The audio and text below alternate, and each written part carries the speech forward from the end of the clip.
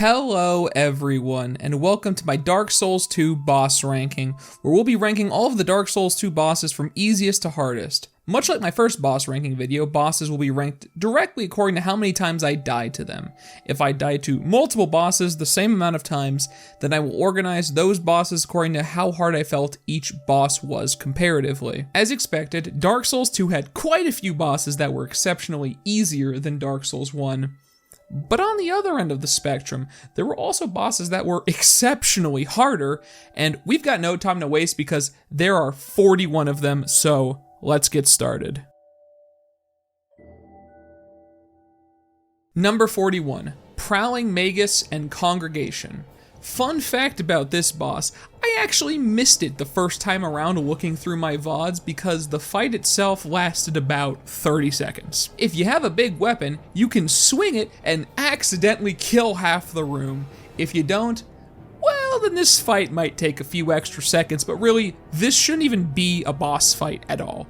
I fought plenty of regular enemies that were both more dangerous and had higher health than this congregation of failures. For shame. Number 40, Velstadt the Royal Aegis. This man is a joke. He shows up near the end of the game, so by this point you should have your adaptability leveled up enough that dodging actually does something. If that's the case for you, congratulations, you win! Velstadt carries around a chime mace that will do absolutely nothing at all. He swings it slow enough that every attack can be easily dodged so long as you have a better reaction time than my great-grandmother who's been dead for a decade or two. Sometimes he'll switch things up by giving himself a buff that's completely meaningless because it doesn't change how he attacks at all. The only attack, and I mean it, the one time I was hit, was when he used this chime to cast a spell rather than do nothing. I was surprised by this for exactly 1 second. Then that second ended, and so did this travesty of a fight. Number 39, Royal Rat Vanguard. Oh, it's rats. It's the enemy all along! It was rats! The true boss of this game has been rats all along! You like rats? How about you fight like a bajillion of them? They'll come out of the walls, the ceiling, hell, pretty much any place that a rat can get through and swarm you. Their secret ability is that their bite inflicts the most pitiful amount of petrification I've ever seen, and they also have the innate ability of dying in one hit. Once you murk enough of them, the true boss emerges.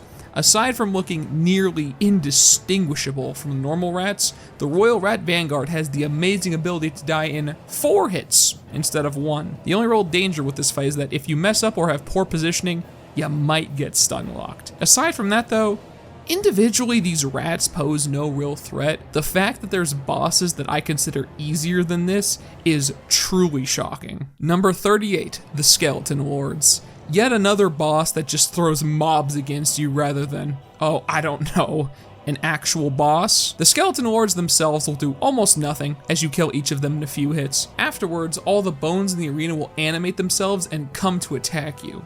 Much like the rats, they have the amazing ability of having basically no health and dying in 1 or 2 hits. Credit to this fight though, skeletons are a lot spookier than rats. Some may even refer to them as spooky, scary skeletons? Just looking at them sends shivers down my spine. Number 37, the Run. We're almost there, we're up to half a boss now. The Run has a cleaver and he likes to chop. He likes to chop so much that even after you cut off his cleaver hand, he'll still be trying to chop. I felt kind of bad as his stump hit me for almost no damage at all. Maybe what this guy wanted all along was to not get beaten to death in some decrepit lair. Not everyone can live their dreams though. Number 36, the Last Giant. This is probably the first of the bosses that I consider at least slightly threatening, though it's mainly in part due to this guy being at the beginning of the game. By the time that I fought him, I had basically no adaptability, and I just scrounged together whatever I can find to make a usable equipment set. The Last Giant will mostly attack using stomps and hand sweeps, but they aren't terribly difficult to avoid. Once you actually start giving him the deeps, he'll rip his arm off and use it as a club. This maneuver, while incredibly metal, probably isn't the best long-term strategy if I'm going to be honest. While I had Luit to help me in this fight, I don't necessarily think I needed him, but he did make it even easier with his help because my man's is built. That area for that boss. Excuse me? Oh, I got a key and the soul of the last giant. That's cool. Yeah, that area was like 5 billion times harder than whatever that boss fight was. Granted, I had to loo it, but like, you just walk under his legs and you're basically good. Number 35, Covetous Demon. Time to roll out the big boys. The Covetous Demon has earned his name because despite his size, the one thing he wants most is health. This man is squishy, and I don't just mean that in the literal sense. He just has not enough health. Though I don't know if that alone will be enough to save him. His attacks are pretty hard hitting, but he never really does anything that you can't recover from. If you get hit once, take a few steps back to heal and then go right back in. He has a spit move that maybe does something if you manage to get hit by it, but really just wail on him for a solid minute and he won't be coveting anything anymore. Number 34, the Pursuer. Fun fact, I completely missed this boss on my way out of the first area. No idea how I did it, but by the time I actually went back to fight him, I'd already fought and killed 2 Pursuer-like normal enemies in other parts of the world. Because of that, I already knew this man's combos, so he was easy to read. However, because of the fact that I know for sure that I was supposed to fight this guy earlier, I bumped him up a little bit on this list. You earned it, Pursuer, you handsome devil, you. Number 33, Old Dragon Slayer. Ornstein, Old Dragon Slayer is a fight that I can't help but feel like I did maybe a little too late in the game. But hey, it's not my fault he's hidden behind like 10 of those statue dudes and a seemingly impassable dragon. What Old Dragonstein lacks in health, he makes up for in fighting spirit because he will not stop attacking. And let me tell you, I will not stop getting hit. If I had a more proper assessment of this guy, maybe I might place him higher, but I don't think he deserves the same treatment as Pursuer because, to be frank, I'm more unsure about him in terms of difficulty. Because of that fact, he is staying right here at number 33. Number 32, Scorpionus Najka. Here's a fight that felt very reminiscent of Chaos Wing Quelaag. Can't put my finger on why. So while you might be tempted to focus on this rather large scorpion in front of you, rest assured that that is not the real threat. The threat of this fight is Najka yeeting some spells over at you. Maybe if she manages to hit you with that tail stab attack, that might be a problem, but all I know is her spells chunked the hell out of me. And that was really what I was on the watch for. Much like many of these other bosses though, she doesn't have enough health to make the fight go on that long, so as long as you kill her quickly, you won't have to worry about those pesky spells. Maybe y'all should invest in some vigor next time. Number 31, Flexile Sentry. Credit where credit is due, the Flexile Sentry has quite a bit of health, and thus actually felt like a proper boss. That being said though, this guy has a gimmick. He has 2 sides to him.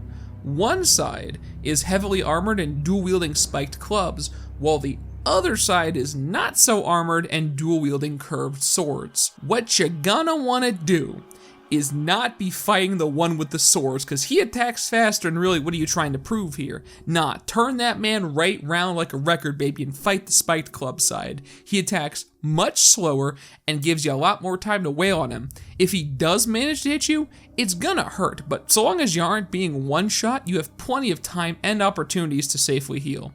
With enough time and diligence, you're gonna be flexing all over this sentry. Number 30, Giant Lord. The more things change, the more they stay the same.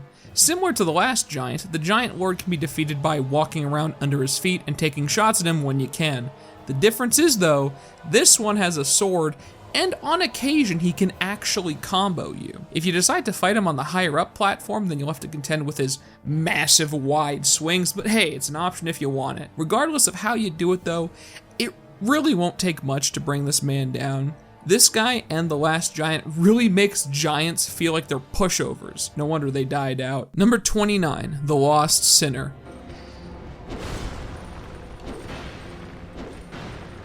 I can read you like a book.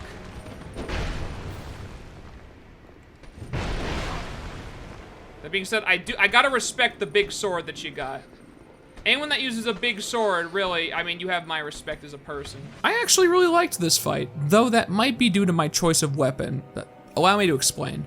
While the Lost Sinner attacks somewhat slowly, there aren't a whole lot of gaps in between his attacks. Certain attacks that he does would allow me to get 1 or 2 of my slow attacks in, while others he would recover fast enough to hit me. It was really a game of me trying to read his recovery times, but then usually getting hit a lot. Though I imagine with faster weapons and more adaptability, you can probably duck in and out of his range a lot easier. So all things considered, I think this is a fitting spot for him. Cool fight, but even if you are going a strength build like me, it's definitely not the most dangerous fight in the world. Number 28, Executioner's Chariot. This is a super cool fight. In what is basically the Dark Souls equivalent of the goat fight, shout out to Majora's Mask, your goal is to make your way down a winding, narrow corridor while you're being harassed by skeletons, necromancers, and the Executioner's Chariot hauling ass towards you. You have to duck into and out of small archways in the walls to avoid the chariot while dealing with all the other mobs. When you get to the end of the corridor, you have to pull the cronk to bring down the gate on the chariot. Afterwards, you'll be left to fight the 2-headed skell horse as it tries to beat down on you with its hooves. If you're gonna do unorthodox boss fights, then forget about the rats, forget about the dumb spooky skeleton squad. This is the kind of thing I want to see. Number 27, Demon of Song.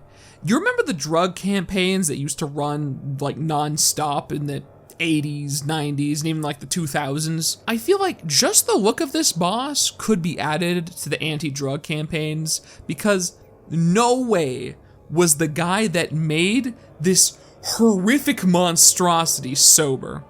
The Demon of Song is a tough cookie. Well, tough everywhere besides his head. Sometimes he'll pop out to attack you, but then take cover in his foreskin? Christ. I really don't want to talk about this boss anymore. Just hit his head a couple of times when he comes out, then go to therapy for the rest of your life, and that's really all you'll get out of this fight. Number 26, Looking Glass Knight. This is yet another boss that I feel I need to make an exception for. By the time I got to the Looking Glass Knight, I had basically done all of the other DLCs and everything, so I was pretty stacked.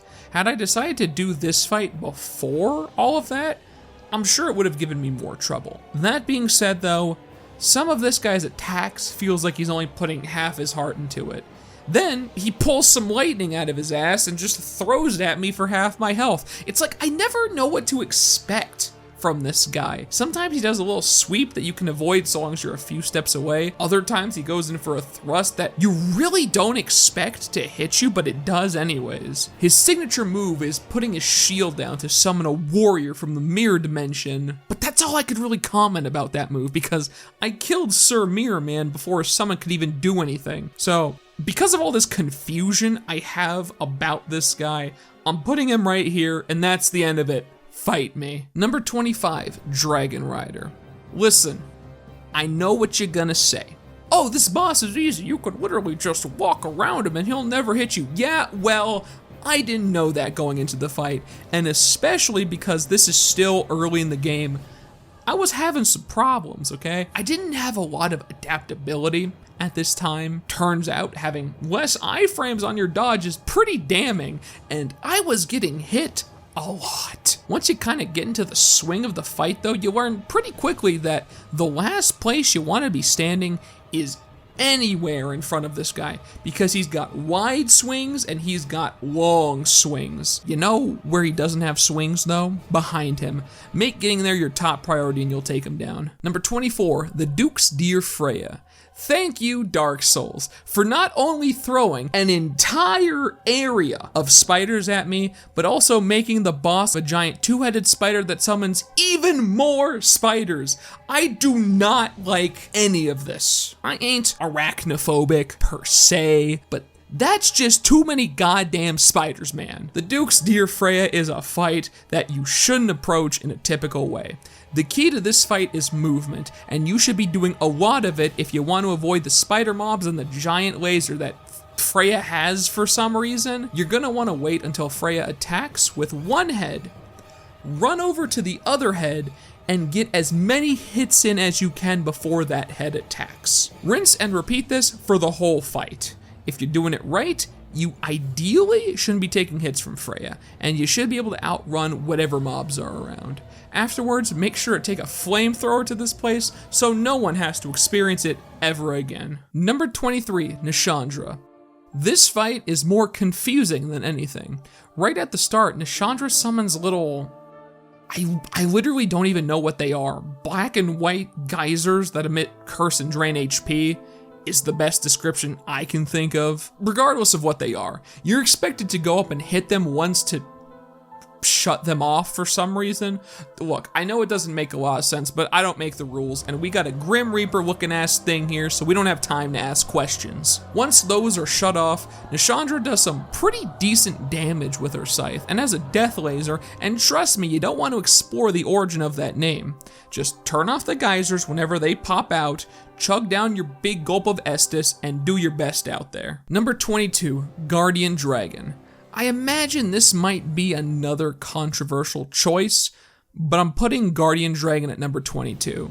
I fought this dude under the worst conditions. I took a dive through some acid on the way to this fight, so all my armor was broken, and I was fat rolling with not a whole lot of Estus to spare. Not only that, but of course this is a boss that actually has somewhat of a health pool and likes to fly around, so it ain't gonna be a short fight either. I don't think I was ever hit by a full-on physical attack from this guy, but I'll tell you what, his fire breath will burn through your health faster than you can say, Toasty!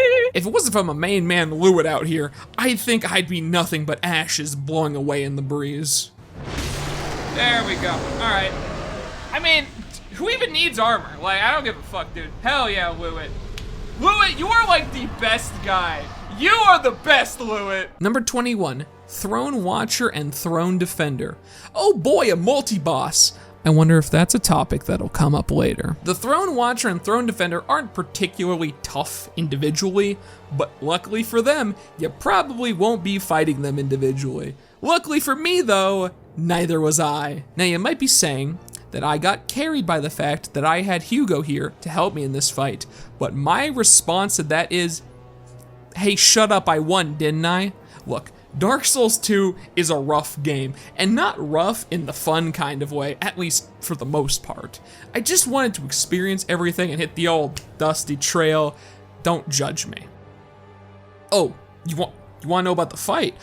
I have no earthly idea, to be honest. Most of their attacks seem pretty plain, but at one point the Throne Defender imbued his sword with electricity, so I guess that's something. The real gimmick to this fight is that you're gonna have to kill the Throne Squad at roughly the same time, otherwise they'll just revive each other, which personally, I think is a little rude. But luckily, you can damage one during their res animation, and that is exactly what I did.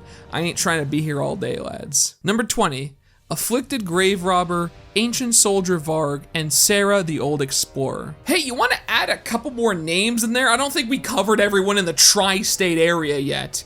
The Afflicted Grave Robber, Ancient Soldier Varg, and Sarah the Old Explorer. Yes, I am saying all their names for emphasis.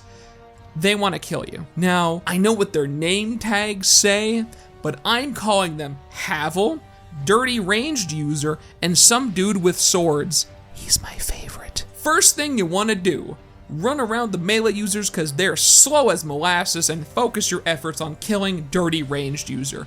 He'll be annoying if you let him live. After he's dealt with, you're going to be employing the same strategy of running around in a panic while getting the odd hit on either Havel or some dude with swords. My recommendation would be, if you can, try to kill some dude with swords first because he's faster and squishier than Havel. Once he's dead, going toe-to-toe with Havel ain't too difficult. Turns out, he ain't worth a damn without his goon squad to back him up. Number 19, Sir Alone. If you're like me, and you watched my Dark Souls 1 boss ranking and wondered, how in the world did he manage to beat this guy on his first try?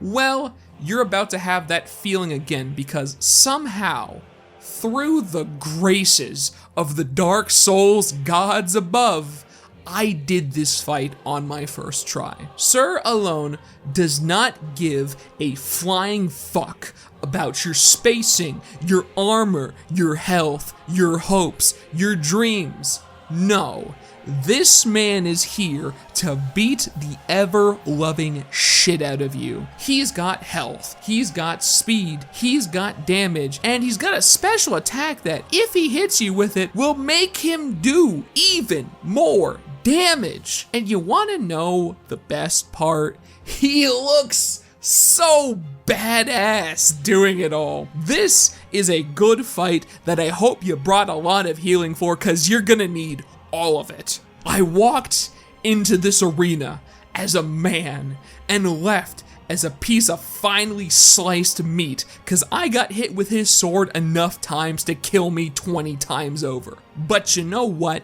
It was all worth it, because it was a damn cool fight, and more than that, it was a damn proper boss fight. These are the fights I come to Dark Souls for, and this fight absolutely delivered. Number 18, Twin Dragon Riders. I put the first Dragon Rider fight decently high on the 0 deaths part of this list, so you shouldn't be surprised to see that fighting 2 of that guy actually managed to kill me. The fight will start off with you fighting one Dragon Rider and the other standing on a platform shooting great arrows at you like some kind of coward. But once you damage the first guy enough, he'll eventually hop down and they'll try to beat you down. I have a little secret for this fight, and I think this clip will speak for itself. Oh, he's down here. I didn't think he was. Oh,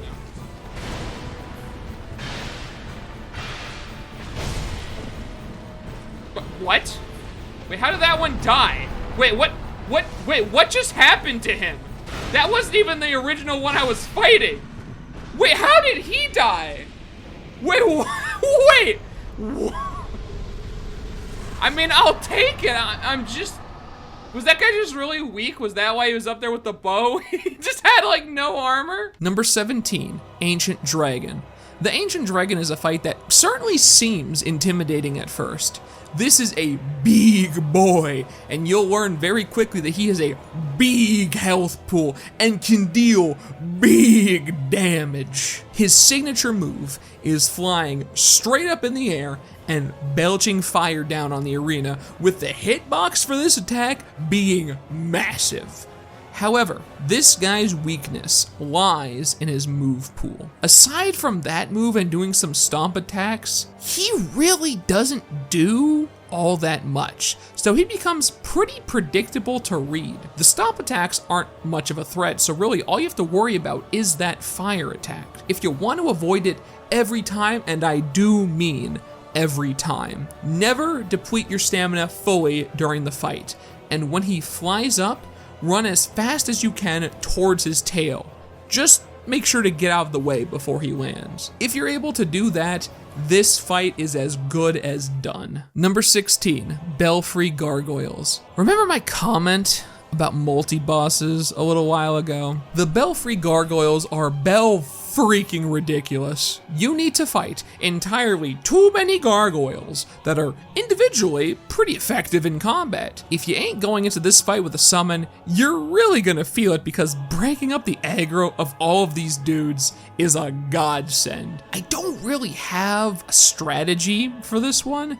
Just bring a summon and juggle aggro as best as you can while getting a few hits in. Once you've killed 1 more billion gargoyles, you'll be free of this fight. Number 15, Alana, Squalid Queen. It's never gonna be a fun time when you have to fight a mage, and Alana is a mage that really has all her bases covered. She's got magic that she can shoot at you from afar, so you think, oh, okay, I'll go in melee with her then. Then you walk up to her, and she bats you away with her massive axe, and then just teleports like nothing ever happened. Once you finally start getting into the swing of things, she goes, oh yeah, did you know I could summon things too? And then she sicks the goon squad on you. Between fighting goons and chasing Alana down, you really have to keep an eye on her magic, because all it takes is 1 good hit to bring you into the danger zone. Once you really start getting damage on her, she'll summon Big Chungus, and let me say, This guy's damage and health ain't nothing to scoff at. You can try to kill him if you want to, but Alana is capable of summoning more of him, so you really have to be careful with your time here. This should go without saying, but if you don't have decent adaptability by this point, you're gonna have a bad time. Not to mention, if you're particularly unlucky, she might just combo you to death with her goons. The bottom line is, this is definitely not a fight to be taken lightly. Number 14, Red Smelter Demon. This is a fun fight, albeit with one major flaw. Like a lot of the other earlier fights, I think my dude here needs some more health. A problem that I'm sure will be remedied with time if you catch my drift. Despite that though, he still managed to get me a couple of times. The thing I particularly like about this fight is his moveset. He's got a fun little combo move, he has a jumping stab attack, he's got an explosion move, and he powers up 2 times throughout the fight, which, once again, I think would be more fitting if he had a bit more health. As this fight stands, you should get to his power-up moves fairly quickly. His first power-up dims the lights in the room as he ignites his fiery core, which in layman's terms means going into melee will now do some minor damage to you as he has a very close flame aura. His second power-up is far more noticeable because he ignites his sword and now it does quite a bit more damage, and it certainly feels like it has more range, but I cannot confirm that. If you're gonna die, you should be expecting it at the second half of this fight because that fire sword chunks. It might be more manageable if you take some fire resistance, but I certainly didn't have any, and I walked out of there looking like Two-Face from Batman, so you do you. Taking a retrospective look at this fight, I think my recommendation would be to play the first part slow when he's less of a threat. Then, if you need to, burn some items and try to kill him fast once he has his fire sword. Number 13, Aldia, Scholar of the First Sin. This one comes with a little caveat. Due to the nature of how to get the true ending in this game, I actually had to use a bonfire aesthetic here to be able to fight Aldia.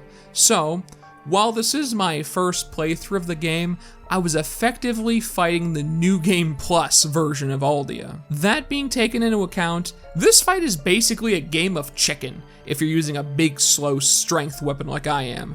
Aldia has this fire aura around him for most of the fight.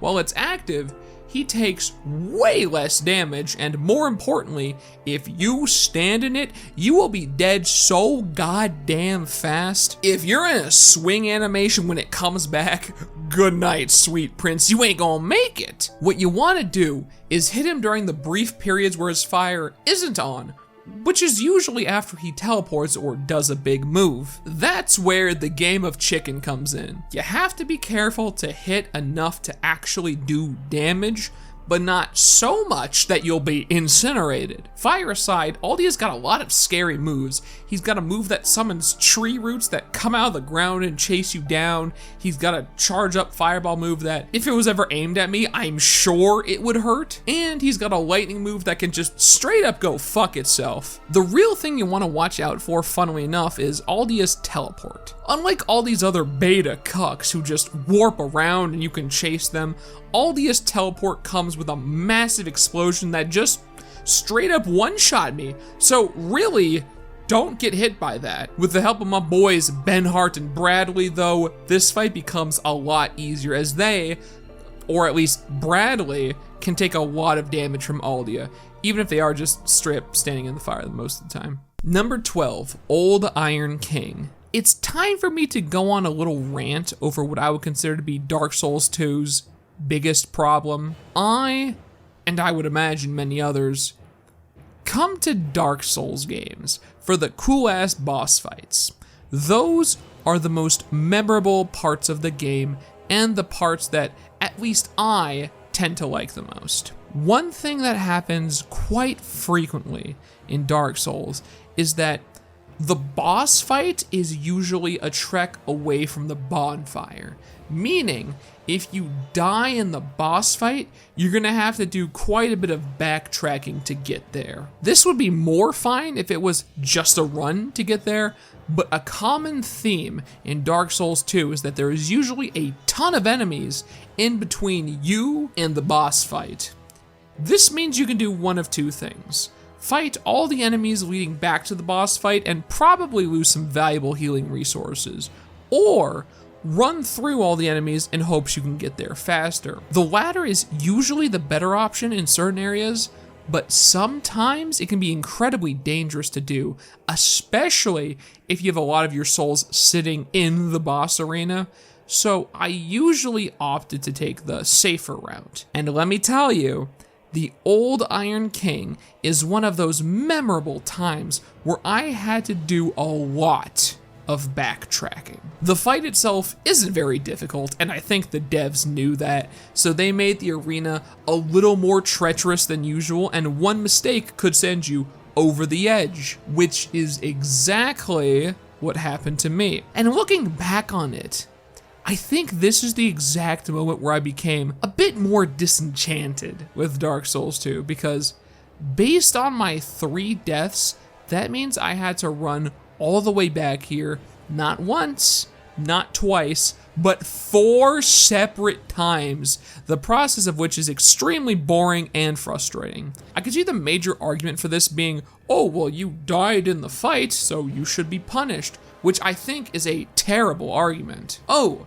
you died in the boss fight in this video game that you're playing for fun, so no more fun for you now as punishment. It is so incredibly frustrating and a waste of time to have to do these long run backs to boss fights when you could alternatively just make the boss fight considerably harder and put a bonfire out in the open right next to it. That would be not only insanely less frustrating, but also insanely more fun. But this is not a perfect world, so I kind of lost my mind getting back to the Old Iron King all those times. I went on this whole tirade to basically give you some context as to how I died to this guy 3 times. The first time, he just got a lucky hit on me, knocked me off the arena. The next 2 times, I was genuinely so tilted and so nervous about the fight, because I really didn't want to have to walk all the way back here, that I think those feelings got the better of me and I died because of it. I'm not going into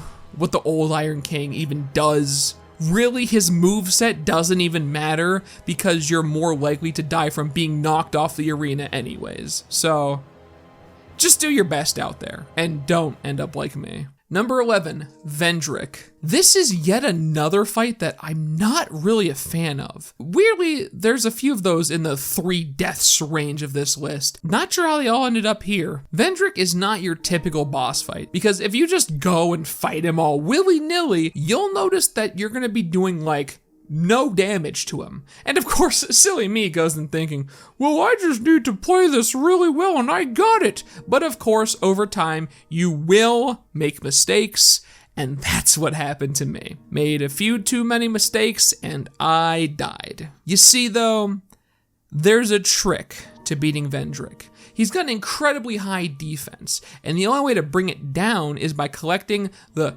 Soul of a Giant, and there are 5 of them you can get in total. You could probably beat him with less than 5, but getting all of them will make this fight the easiest it can possibly be. After bashing my face into this brick wall for a while, I opted to go out and collect all 5 giant souls, and once I had him, my god, he still had a lot of health. He doesn't have anything special in the way that he attacks.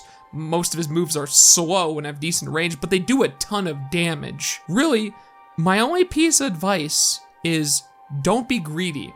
It ain't worth having to retry this fight because you want to get a little bit more damage in.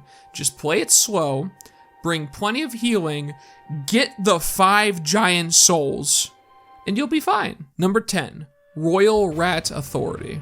I have no earthly idea how I died this many times to this boss. Maybe I'm bad, maybe my adaptability is still non-existent, or maybe I did this fight in the same stream that I fought the Old Iron King, and who can say for certain? That being said though, I actually kind of like this fight, and that's not just because the bonfire's right next to the fight, but thank God that it is. As soon as you enter the arena, you'll see some rats standing around menacingly, and you're gonna want to take care of them as quickly as possible. They can put toxic on you very quickly, and really, you don't need to deal with that in your life right now. Once they're dealt with, you can go toe-to-toe with the actual boss without any distractions. His moveset is honestly pretty straightforward, but it takes some getting used to if you're trying to read what he's gonna do next. He's got swipe attacks, and he's got headbutts. The swipe attacks you can walk out of if you're ready for it, but the headbutts are a different story. There's one variation of it where he jumps way back and charges you with it, which is actually avoidable by running, but there's another version of it where he just headbutts you out of nowhere with little windup, and I cannot express to you how many times he actually hit me with that. Even when I saw it coming, I could not dodge it. You might be thinking that with a boss like this, why don't you just sit under him and take swipes at his legs? Well, he's actually surprisingly agile and will jump around the arena to position himself for moves, which is pretty cool, not gonna lie. Despite his fairly simple moveset, he still managed to get some good kills on me, so respect where it's due, Royal Rat Authority. You're a pretty good fight. Number 9, Lud and Zolin, the King's Pets. If I really didn't get my point across when I was talking about the old Iron King, maybe you'll start to see more from my perspective if you've done this fight. The actual walk to get here is nothing short of absolutely fucking ridiculous and so out of this world tilting that I had to end this particular stream with a shot of my favorite tequila. I'm not kidding about that. So this is a toast to all of you and to myself, because this has been a rough time, you know. I know it's not Friday yet, doesn't mean we can't celebrate a little bit, but this is a toast to everybody. I hope you guys have an excellent Thursday, and cheers. Woo! Oh, that's good.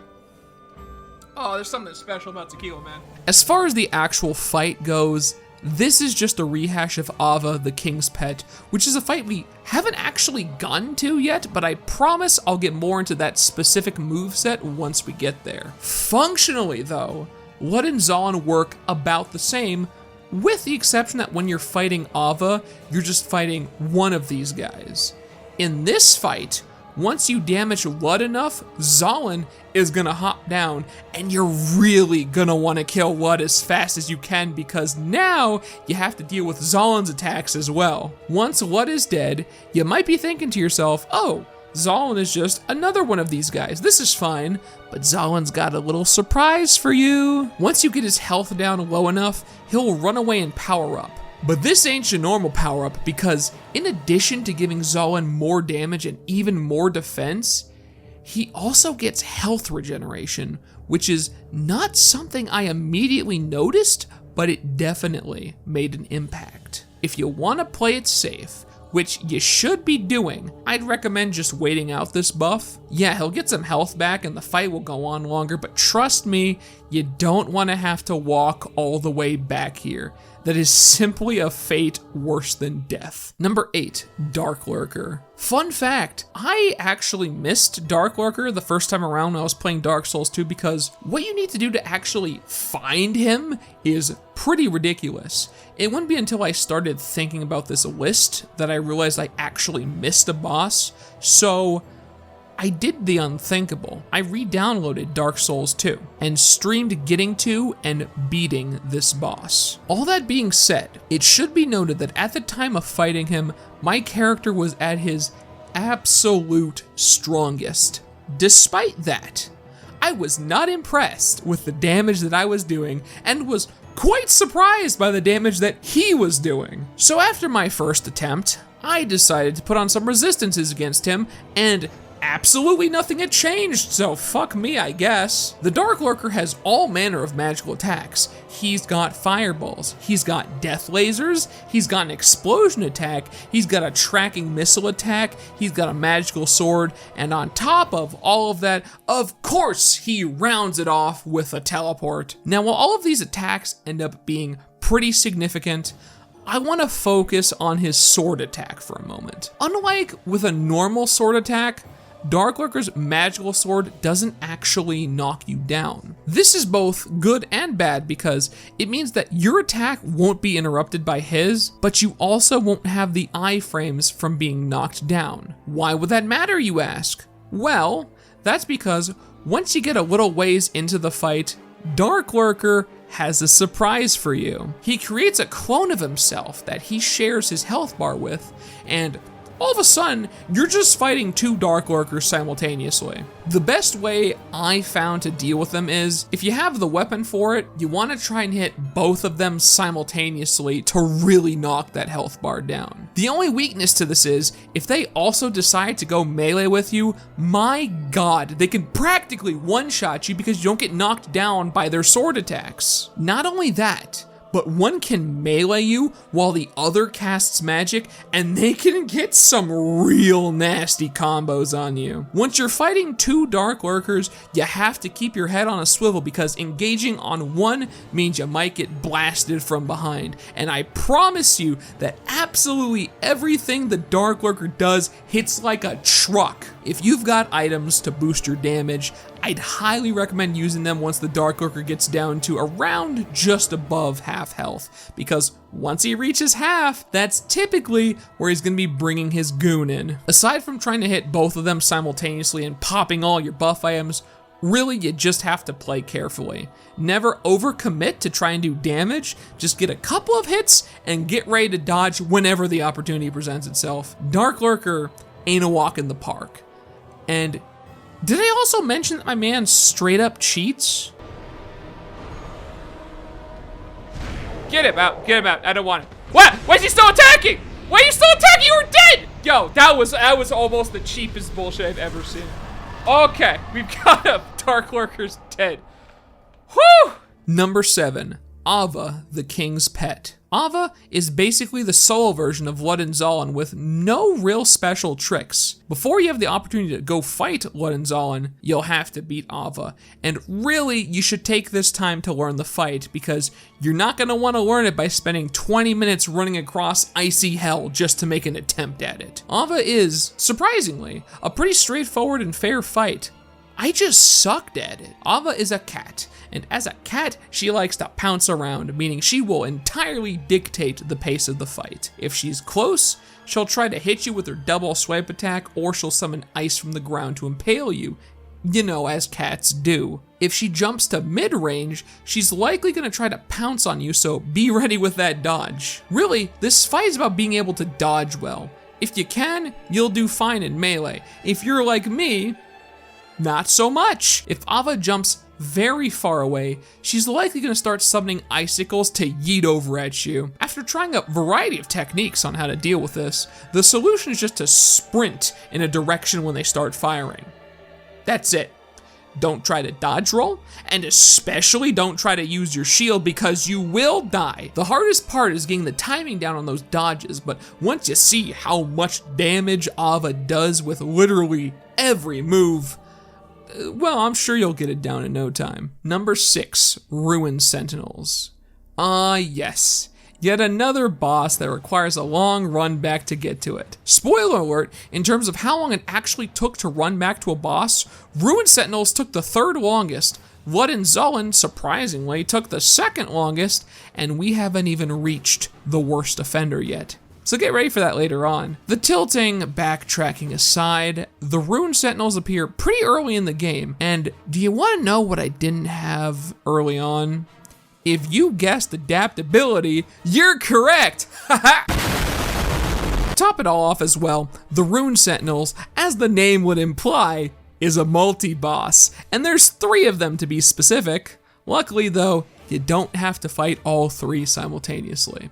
The first one you have to fight on a platform that is entirely too small, but with some nifty positioning and trial and error, you can still avoid his attacks and take him down. Once he's dealt with, you'll have to fight the other 2 sentinels simultaneously, and let me be the first to say that at this stage of the game, my god, is that not easy. These sentinels have a few new attacks, most namely their Beyblade spin attack that is surprisingly difficult to avoid, especially if you're close. They're also also pretty good at moving in front of each other, effectively zoning you out from focusing one down, so you might need to do a lot of back and forth hitting. Really, just take whatever hits you can get on them. This is yet another fight that's hard to give advice for, especially when you're fighting two of them. I would say to run around them and hit them from the back when they attack, but that really doesn't work when you're fighting two unless you can prompt them to attack together. You really do just have to duck in and out of their range and take the odd swing when you can get it. If you manage to kill the second one of these guys and find yourself in a 1v1 scenario,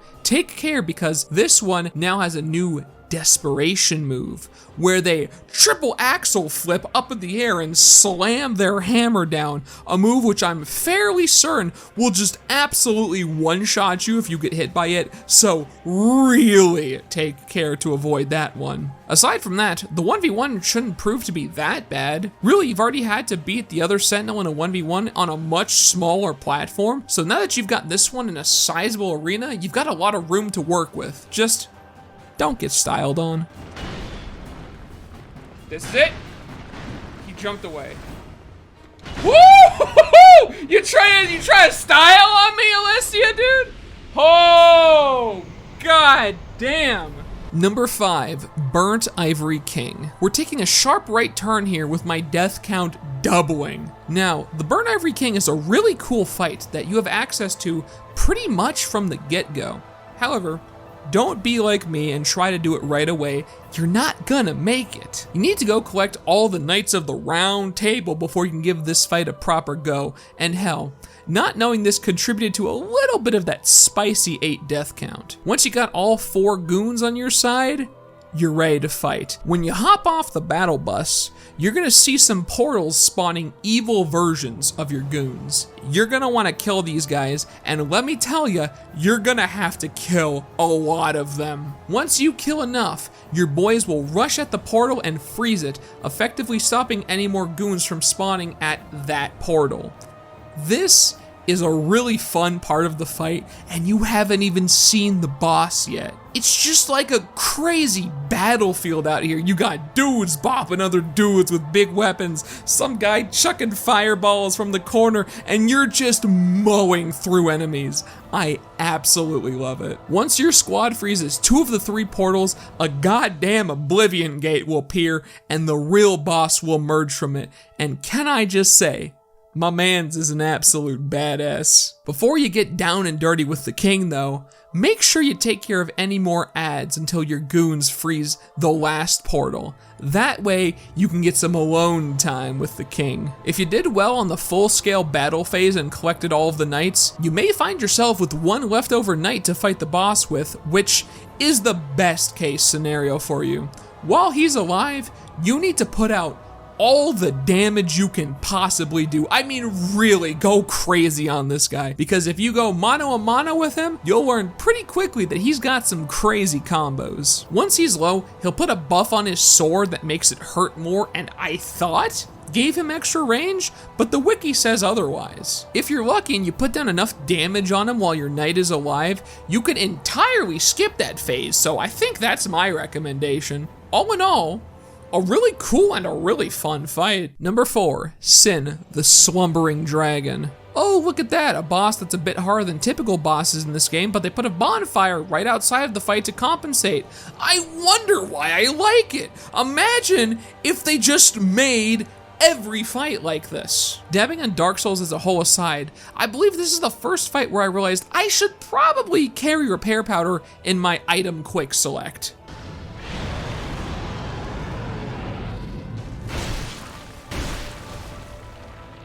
Greatsword at risk. Wait, what? Oh shit, that's not good. That's not good at all. Hope it doesn't break. Greatsword broken. Fuck me. How am I supposed to use repair powder at a time like this? Well, it doesn't matter now. Okay. Sin is a dragon, and as a dragon, he likes to fly. That means that a lot of times you're gonna have to chase him down to get hits, and you're gonna have to be good with your dodge rolls because there's gonna be a lot of stuff that you have to dodge. I would highly recommend taking some sort of poison resistance against Sin because while he does like to breathe fire, this ain't your Grand Dragon's fire. Sin's fire breath is laced with toxic and if he applies toxic to you, you can kiss your Estes and your ass goodbye. When he's on the ground, most of his attacks are short range, but they ain't too slow of a windup, so you really gotta keep on your toes. The one attack that is long range is when he starts spinning around like a record, baby, and swinging his tail everywhere, because while you might not be hit by the brunt of the attack, his tail swings will still hurt you. He also has an ancient dragon-like attack where while he's on the ground, he stands up on his hind legs and shoots fire into the ground, but this has nowhere near the range of Ancient Dragon, so it isn't nearly as obnoxious to dodge.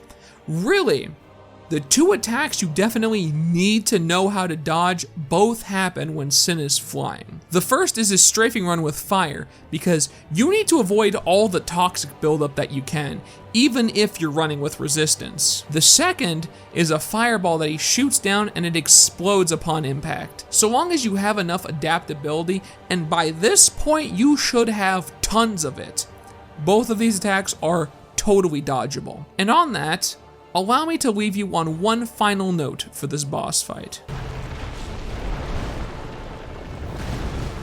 Void feet. And dead! These are the kind of fights I want more of, man. Fuck, they're so good. Wish like every boss fight Dark Souls 2 was just like this, man. There we go. Soul of Sin, the Slumbering Dragon. Whew! Number 3, Mytha, the Baneful Queen. Allow me, if you will, to take you on a journey of discovery and self-reflection. Before we even get started talking about the boss, have a seat by the fireplace, grab a nice hot chocolate, and let's have a chat. Let's start with this. There actually is a bonfire relatively close to the boss, which is nice. However, to just put it out in the open next to the fog gate, nah, that would be dumb. Let's hide it behind a secret wall above the fight for no real reason at all. Of course, that isn't enough though, because in addition to that, there are 2 guards sitting just outside the boss arena, and they can actually hit you out of the animation of going through the fog gate. So, you're gonna have to deal with them before every attempt at the fight, unless you get lucky and manage to get through the fog before they hit you. Then, when you get into the fight, something becomes immediately apparent. The entire ground is covered in poison. No matter where you go in this arena, you'll have to deal with poison buildup for the entirety of the fight, which means there's nearly always a constant drain on your health. But we're not even done there. While Mytha is in the poison, she will constantly heal herself. So now, all of her attacks aside, you'll be fighting a boss where your health is constantly draining and her health is constantly being restored. Now hold on, I can hear what you're saying already. But Seifyre, you just have to drain the poison first.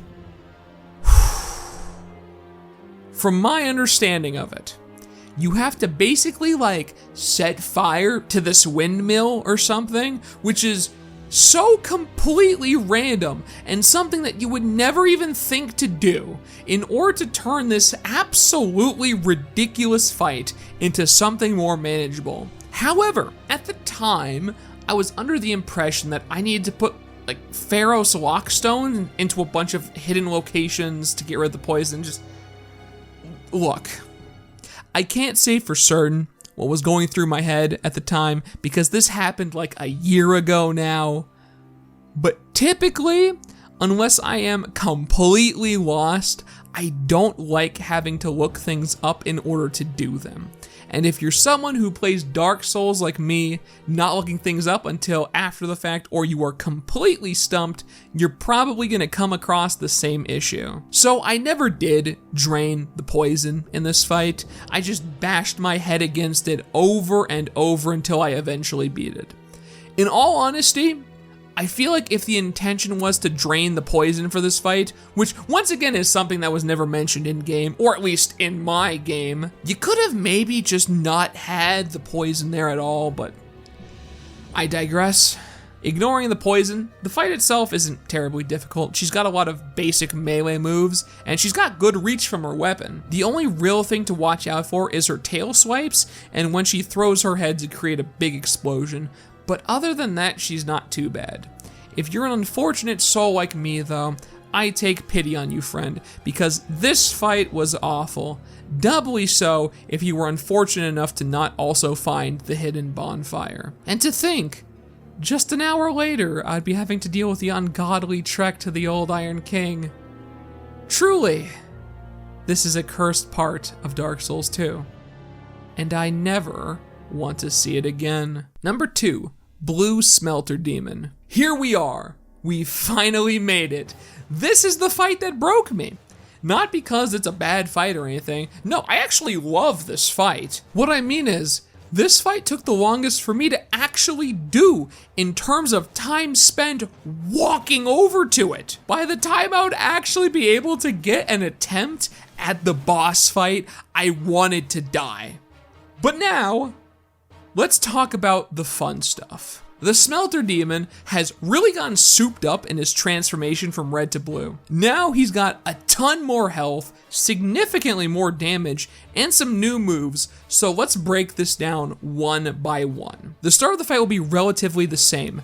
Basically, all of his moves are sword strikes, each with their own timing and range that you'll have to get used to. My recommendation is, don't bother dodging if you have a good shield. Absolutely everything he does can be easily blocked in this phase, with the exception of his AoE explosion. He'll do this to follow up most of the plunging strikes he does. Once you get a quarter of his HP down, he's gonna crank up the flame on his flame aura that works exactly the same as before. When you get close, you'll take some minor damage from the flames. The difference here is, where you could go to town on the red smelter demon during the transformation, if you try to do that on this guy, you're gonna begin an explosion to the face. Nothing really changes in this phase as far as his attacks go. You just have to keep an eye on your positioning so you don't eat too much damage from his flame aura. When he's a bit above half HP, he's gonna enter the fun time phase. What's the fun time phase, you ask? Well, he's gonna stick his sword in his stomach, and if you were using an ordinary shield up to this point, you can kiss that shield goodbye because now it's useless. In addition to his weapon now looking much more badass, it does more damage and I think has longer reach, though that could just be me misjudging it because of its effects. Now all those normal attacks you dealt with before hit way harder and you're forced to dodge them. So, I hope you learned the patterns in the first part of this fight. It also seems like he combos his attacks a lot more once he's at this phase, which, once again, could just be me misjudging it, but boy oh boy is it scary. The smallest mistakes during this part of the fight could be so incredibly damning. Your dodges need to be on point, and the only real safe time to heal is during his plunging attack if you've baited him into following it up with an explosion. But once you have it, once you're in that rhythm, my God, it all just comes together so perfectly. This is a fight I would genuinely seek out to replay for the sheer fun of it if it wasn't for the absolutely horrible trek through hell to get back here. But nevertheless, despite my bitching and moaning, this list is about boss fights, and the boss fight here was absolutely amazing. Though I have to say, once I beat it, it felt like a giant weight was off of my chest.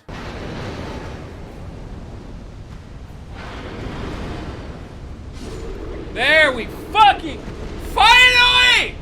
It's been centuries!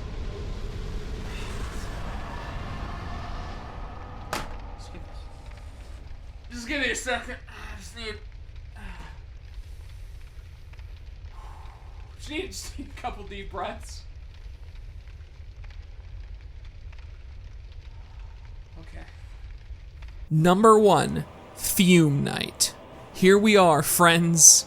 We're finally here. The number 1 boss on this boss ranking is none other than Fume Night. It's a very badass fight. It's a ton of fun, and there's a bonfire right next to it. I cannot explain to you in words how happy that makes me. So let's get right down to business. First things first, I hope you have enough smelter wedges because you need to destroy all of those little totem things prior to even attempting this fight, because while it's already a challenge on its own, the little totems actually heal him if you haven't destroyed all the ones around the arena. Some people might equate this to draining the poison in the Mythoboss fight, but unlike that, there's actually an indication here that the totems are doing something and you're aware of how to destroy them. Yes, I am still bitter about that, thanks for asking. Once those are gone, you can proceed to the Chad himself, the Fume Knight. I think I might have been a little underleveled attempting this fight, but if I'm being perfectly honest with you, I really don't care because this is such a fun fight. The Fume Knight carries a small sword and a massive armor slayer with him.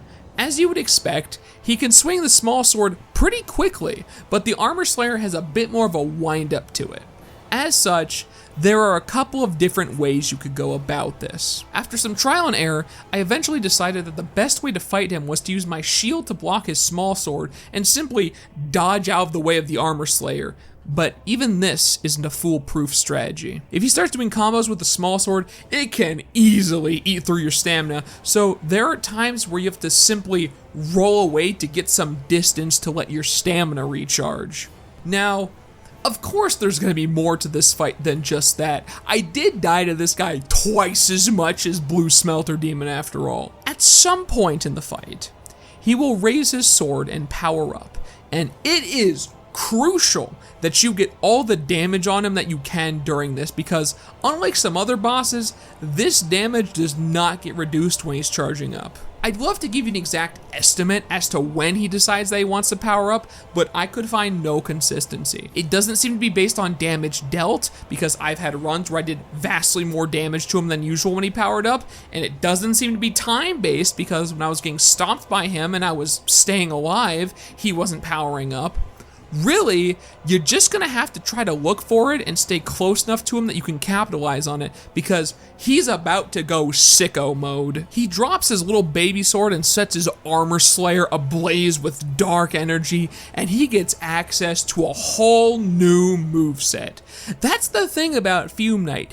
He has so many moves and so many ways to combo them that you really have to play this reaction based. Like, knowing the moves isn't enough. You have to be actively responding to each individual thing that he does. It is so cool. But anyways, I'm sorry, I'm getting a little starstruck here. Let's get back to his Super Saiyan mode. As I mentioned before, he gets a lot of new moves, and getting hit by any of them hurts a lot. Instead of his two-weapon fighting from before, he just swings that armor slayer using both of his hands, and as it turns out, when he does that, he can move that sword considerably faster. Don't bother trying to block here, cause it ain't gonna help you.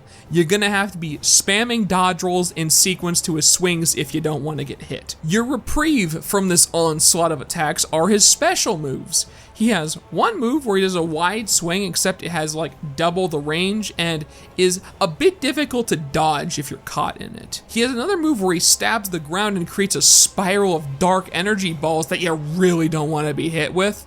Like, genuinely, there's just so much to talk about with this guy. Like, I almost forgot he can alter the timings of his attacks too. Like, it is absolutely crazy the amount of things that the Fume Knight can do, and the fact that you have the bonfire right next to it so you can throw yourself at this and immerse yourself in the intensity of a fight like this, I just love it. I just love it. I absolutely love it, dude. That is why I can say, with 100% certainty, that the Fume Knight is my favorite boss in Dark Souls 2.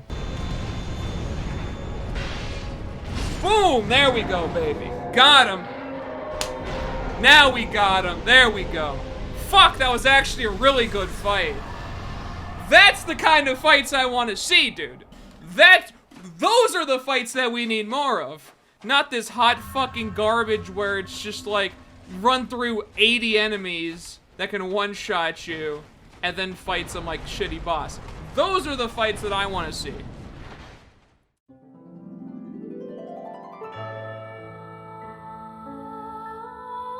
So there you have it. That is my ranking of all the bosses in Dark Souls 2.